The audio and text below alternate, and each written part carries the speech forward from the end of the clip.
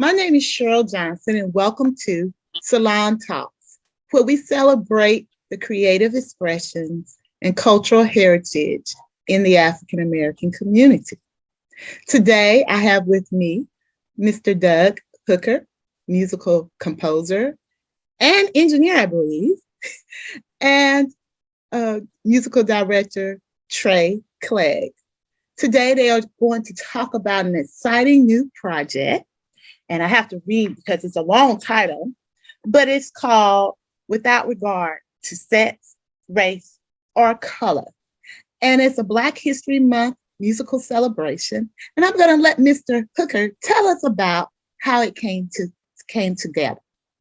Thank you so much. It's an honor to be here with you and your audience today, and of course with my brother, Trey Clegg, who is one of America's outstanding organists and music directors.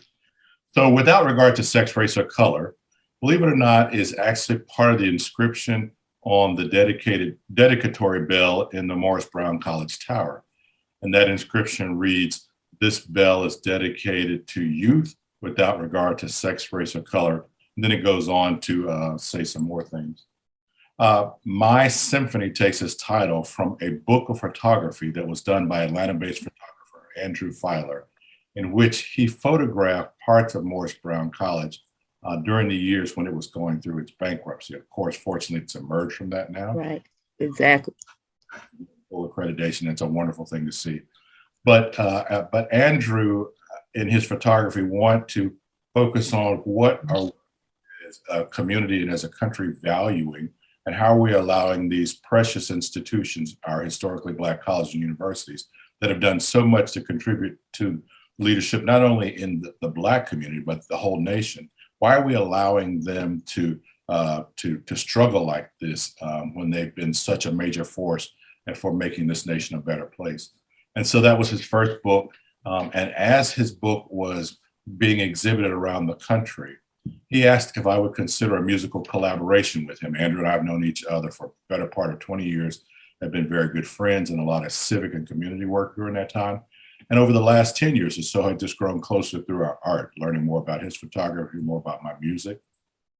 And he asked me if I would consider writing something in response to his book.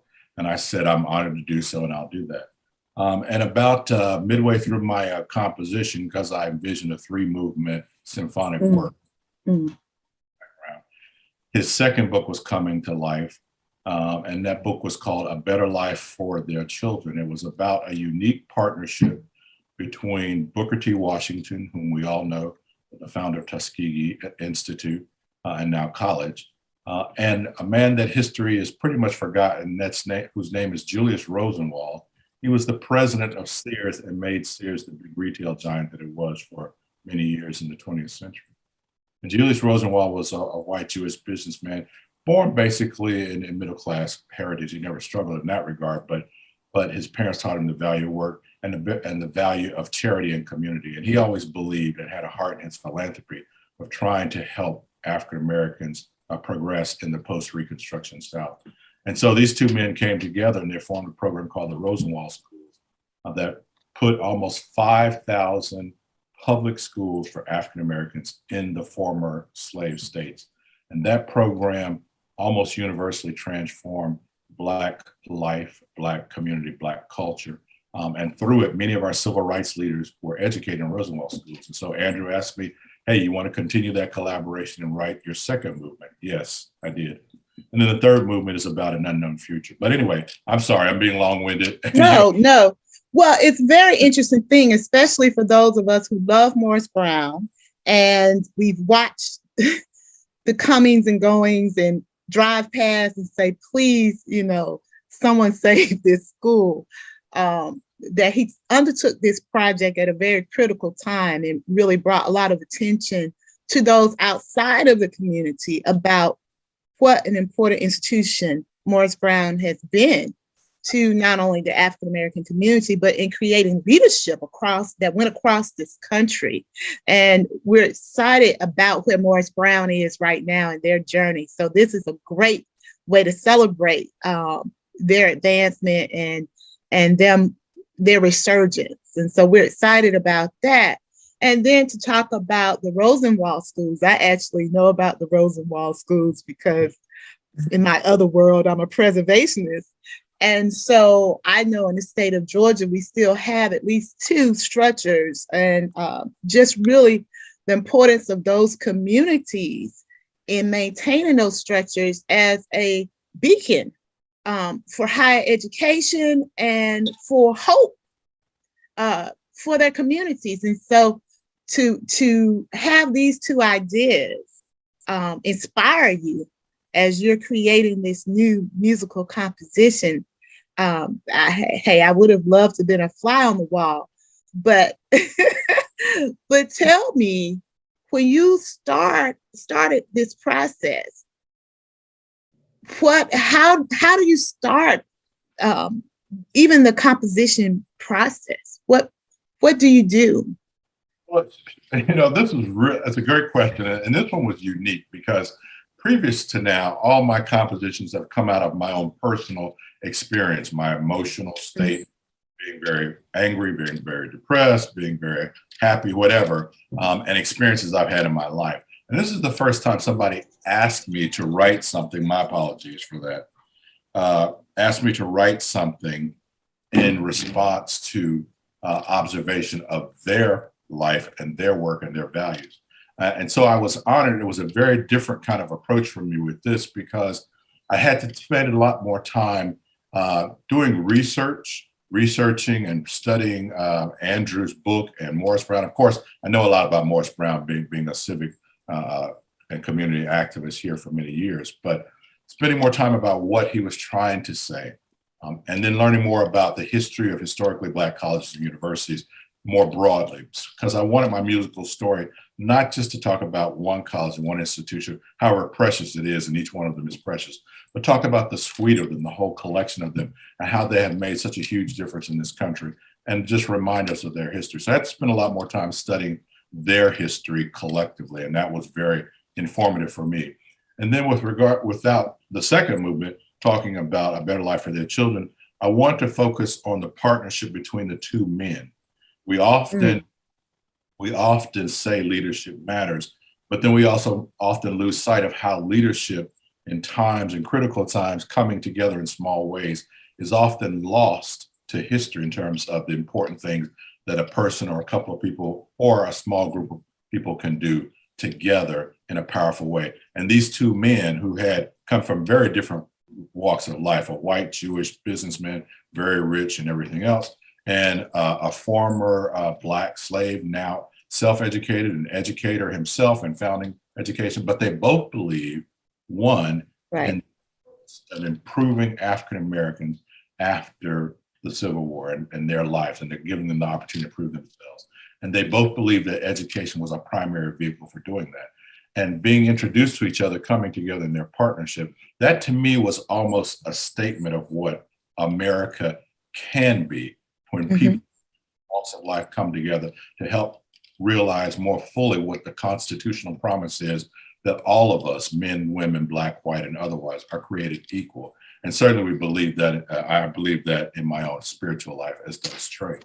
And so I spent a lot of time studying about those two men, HBCUs, and I began to think about, I want to pull on both familiar themes that help ground the audience in things that sound and resonate familiar, but then introduce my own melodic themes and harmonic themes to help enhance that work. And so that's how I went about the process of developing the first two movements. And the third movement is completely different because it's unknown future. And so I use chorus and orchestra and soloists with lyrics to talk about an unknown future in which we are no longer judged by our race. And I'll actually leave it to Trey to talk a little bit more about that because he speaks to it so eloquently. Okay, let me say this. Well, let me ask this quick question. How long did it take for you to compose this music? The duration was 2 years. Andrew asked me in October of 2017, and he knew at that point in time he was going to have a premiere of his exhibit at the National Civil Rights Museum at the Lorraine Hotel in Memphis, which is where Dr. King was assassinated. Asked me if I would consider writing it for that occasion. I told him I could get through it one movement by then. I couldn't get it all. So the That's, first yeah. year, and for a smaller ensemble, this one's for full orchestra, but that one's for a much smaller ensemble. That was premiered in March of 19. And by that time, he said, you know, I'm working on Let's do the second. Right. Well, we'll get back to the conversation about how important it is for new works to be created by African American composers at this time. But I want to bring Trey into the conversation. Trey is the musical director of the Trey Clegg Singers, and he is an organist, and he is professor of music at Spelman, I believe, and that he has been part of the Atlanta community for a while, just developing great musical talent. And we're excited by this collaboration. So Trey, tell us what it felt like to be brought into this piece. Thanks, Cheryl. It's so nice to see you. It's overwhelming.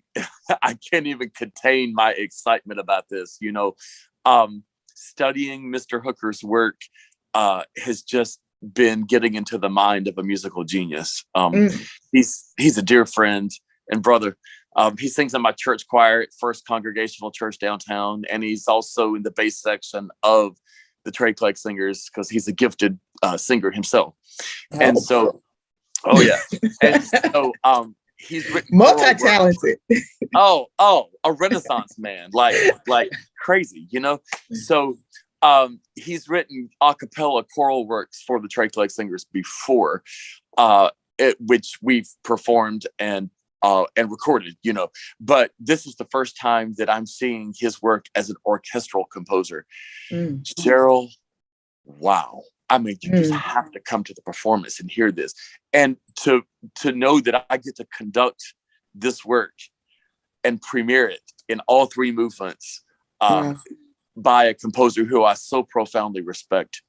And you may know I champion works by African-American composers and have my whole career. So, you know, this is the orchestral score. It is now we have the props, right? That's 2 years of work. Yeah. So listen, let me back up a second, Trey, because a lot of people don't know about the Trey Clegg Singers and the important place the creation and why you created this group and what type of dedication you have had to presenting African American composers and diverse composers at this time and place. Tell us a little bit about the Trey Clegg Singers. Sure. Back in March of 2016, almost 6 years ago now, I had a real burning passion, and had for a long time, but in 2016, I made it happen, to bring gifted singers together of diverse backgrounds to learn about not only each other's music, but about each other's culture. Little did I know, some 6 months after I brought the group together and chartered it, that and please excuse me for I have to speak my heart, that the White House would take the dark turn that it did. And so we, in those 4 years of history, were able to bridge a lot of gaps through the arts, you see.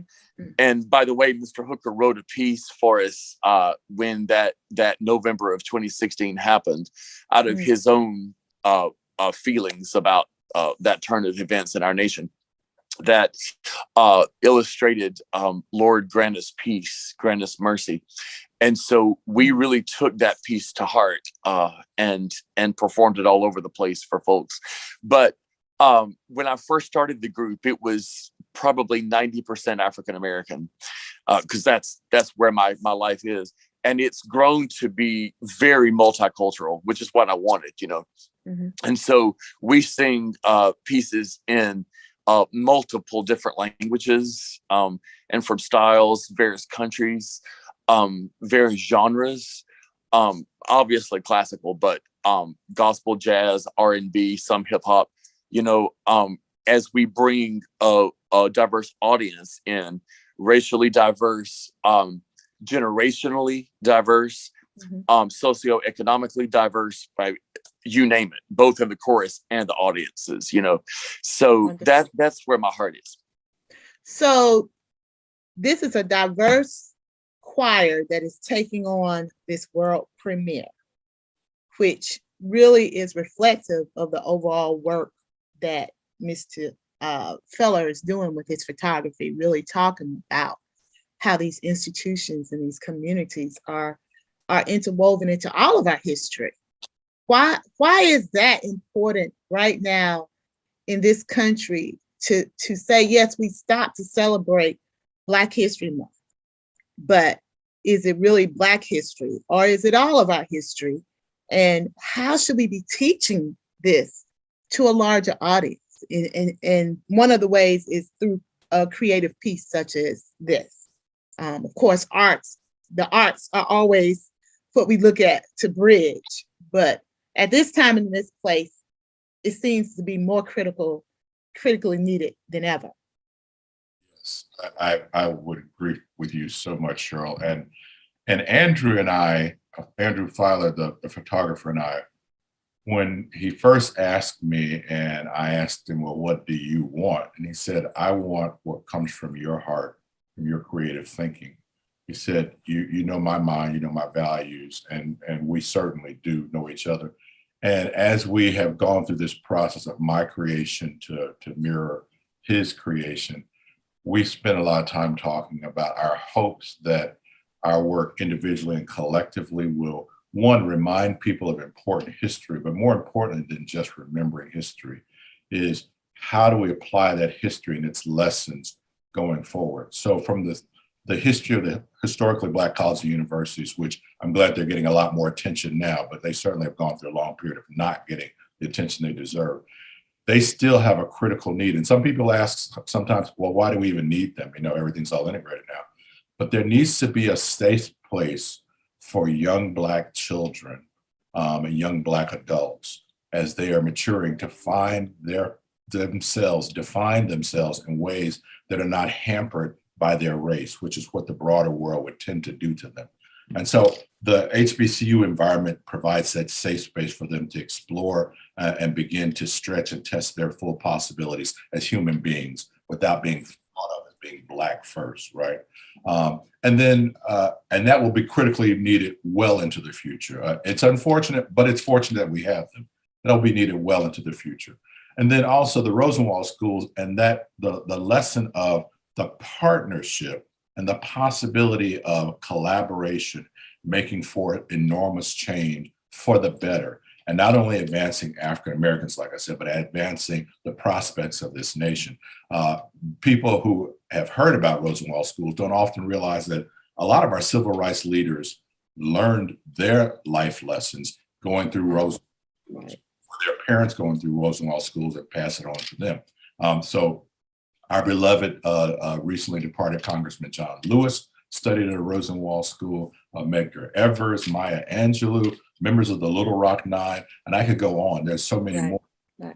A lot of our artists, too, either learned at Rosenwald Schools or were the recipient of the Rosenwald Fund support for creative arts for Black artists in the 1920s, 30s, and beyond. So, yeah, it's important that we not forget our history, but also more importantly, that we seek to apply the lessons of that history in the present to make a better future. And we all know right now, when we have some unfortunate people in our community questioning whether we should even teach about race because we don't teach it, which is a bunch of hogwash, pardon my language.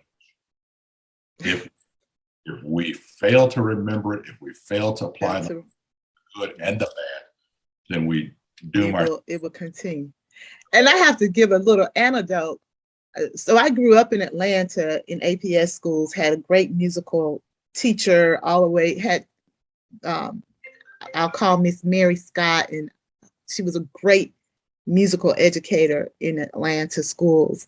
But our music book, the two songs that still come to my mind sometimes, we sung the national anthem of Pretoria, South Africa, and Dixie. Both of those songs were in our songbooks. And I say to myself, sometimes I catch myself, I said, why am I singing this song? But I sung it as a third, fourth, fifth grader in an APS schools. So when you tell me we can't teach certain things, that was so far seated in my brain that I didn't even know what it was till I went to college and started talking about apartheid. And I realized I was singing a song about Afrikaners. So, you know, we have a long way to go still. We have a long way to go. So tell me about how excited you are about this world premiere that's happening on February 6th, correct? At Georgia Tech First Center. Tell me about how exciting it is to premiere your work on such a stage. You know, first of all, anytime you compose a musical work, you're always grateful and excited when you have a chance to have it played anywhere in the world. To be able to do it in my hometown and be able to do it at the college that I went to school with. I was one of the earlier Black graduates from Georgia Tech. And this is the 60th anniversary of the matriculation to Georgia Tech, to Blacks to the Georgia Tech campus. And so it's a little bit of symbology for me, and to do that in Black History Month is just ultra special. But the most special thing about this for me, quite honestly, is to have a conductor and a partner of the quality of Trey Clegg and a chorus like the Trey Clegg chorus to surround this wonderful assembly of orchestra musicians. We have musicians from the Atlanta Symphony Orchestra, from the Atlanta Orchestra, well-respected musicians who are known through this community in their individual and collective work. And to have that quality of people who are willing to step up under Trey's baton and to interpret this is,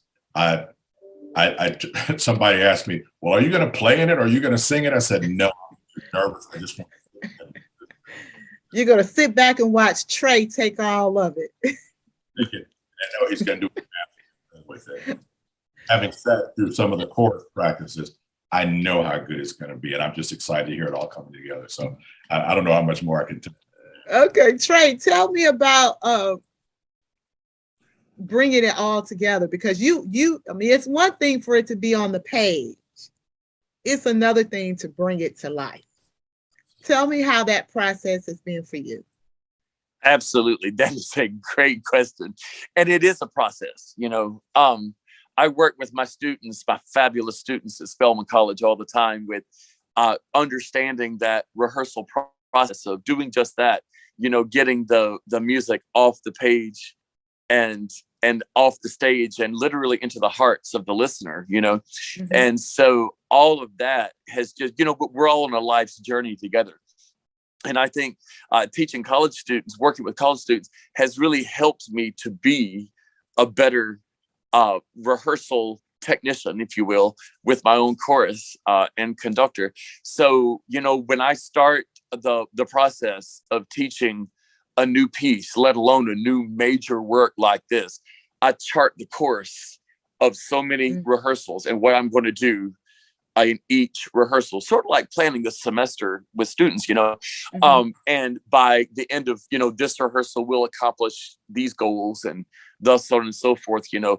And then when we get to so many weeks out before a performance, the chorus has it. And then at that point, we're simply fine tuning the sound, you know. And even last night, Cheryl, in our rehearsal, the soprano section hit this groove. And I'm getting chills just thinking about it. It was mind blowing. You know, I've been working with them on getting this particular sound, this blended, beautiful sound that articulates Mr. Hooker's text, and it happened. Wow. Man, I would rather do that than eat. It was fantastic. Well, you are hyping it up, Trey. We're excited now. We're excited. So those of us who are here in Atlanta, we're looking forward to coming out next week. And is there any way that this is going to be broadcast so that a larger audience might be able to see it one day? You know, we didn't think about trying to set up for a live stream broadcast. We are going to have it professionally recorded by an excellent a videographer, CJ Johnson. And it probably will reside on the Trey Clegg Singers YouTube site at some point in time in the future. That'll be determined by Trey and me working together. But for the time being, the best way to get it, you got to be there. We're all gonna be there and enjoying it. And I thank both of you for coming out this afternoon and having this discussion with me and sharing your joy of this project with all of us as we go into Black History Month 2022.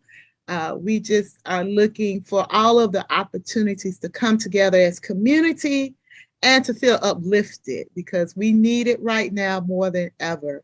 So I'm excited, and I hope to see you next week. And for those of you watching, we thank you for joining us, and come back again soon to more Salon Talks. Thank you.